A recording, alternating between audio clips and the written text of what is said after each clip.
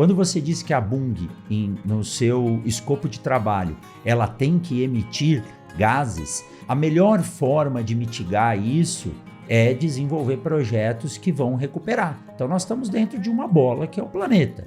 Eu consigo mexer com essas estruturas desde que eu faça a compensação de um lado para outro, e hoje a gente tem tecnologia para isso, né? E me diz sobre essas tecnologias e o que o Projeto Semeia está levando e quais são as características desses produtores, Leandro?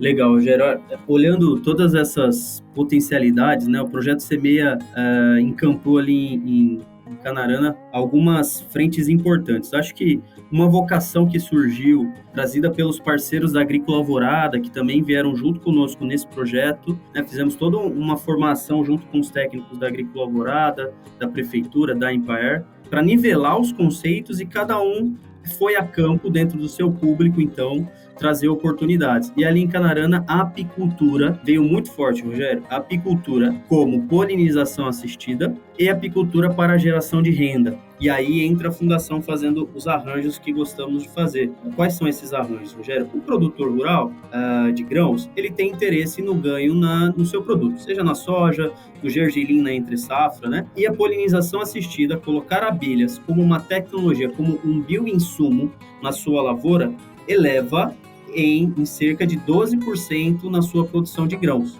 seja no enchimento de grãos ou seja na quantidade de grãos dentro da vagem. Aí a gente está falando de ciência, né, Rogério? Você sabe que a Fundação Bunge também adora ciência, já ouviu vários dos nossos premiados aí, né? E isso foi a Embrapa Soja quem nos trouxe, né? A polinização assistida, ela dá um ganho na produção de grãos. Então, a gente colocou isso na prática, né? A gente colocou, então, na agricultura familiar, nos assentamentos da região de Canarana, a produção de mel através de colmeias. Temos lá 160 caixas produzindo mel com os agricultores familiares, e uma das obrigatoriedades do projeto era que isso estivesse perto de uma lavoura, né, seja de fruta, seja de grãos, do que fosse, para a gente poder medir esse resultado. E também temos 160 caixas com produtores de grãos mesmo, né? Isso leva, Rogério, a uma mudança de mentalidade, né? Se você quer ter abelha trazendo o ganho no seu produto, você tem que mudar algumas práticas também importantes, né? E aqui a gente está falando de produtores que já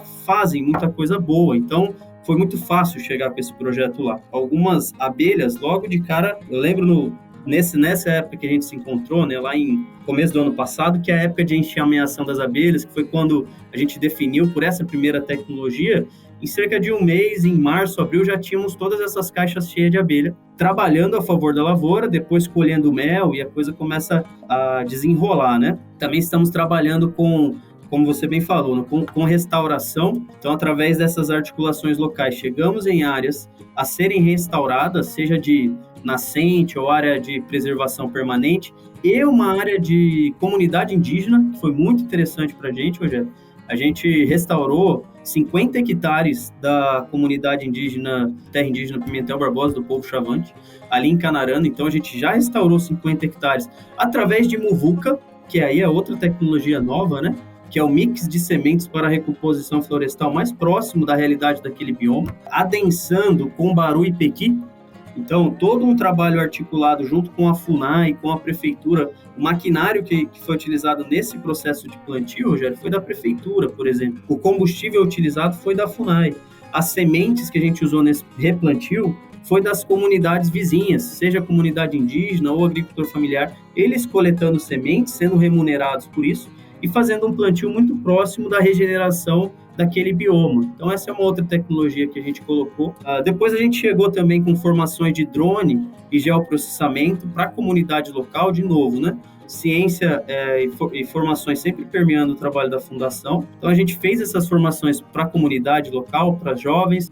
Acabamos expandindo essa frente de drone e geoprocessamento para as comunidades indígenas também, afinal, existem brigadas de combate a incêndio na região das comunidades indígenas, e a gente formou essas comunidades, essas brigadas, para a operação de drone, entregamos equipamentos para eles, para que eles, de fato, monitorem as suas reservas, né, e ajudem nessa manutenção da sua própria reserva. Então, essas são algumas das tecnologias, Rogério, que nesse processo de um pouco mais de um ano, a gente desceu para o território, foi colocando, aplicando, e tem expandido ainda, temos aumentado ainda a capilaridade dessas ações, tem chegado outras novas tecnologias, mas, de novo, né, respeitando as vocações do território. Acho que a questão da apicultura foi muito forte ali na região do Vale do Araguaia e também dessa sinergia com as comunidades indígenas. A gente tem conseguido gerar esse diálogo, essa escuta, né, e potencializar a preservação de reservas que estão ali bem colocadas nesses territórios.